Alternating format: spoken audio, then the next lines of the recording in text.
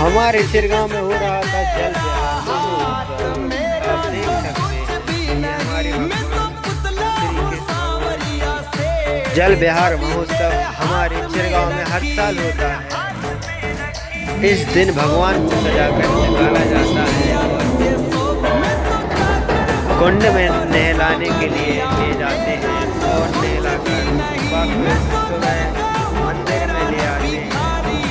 इनके दर्शन करने के लिए बहुत दूर दूर से लोग आते हैं। आप देख सकते हैं कितनी जनता है। राम राम दोस्तों, लाइक करना ना भूलें।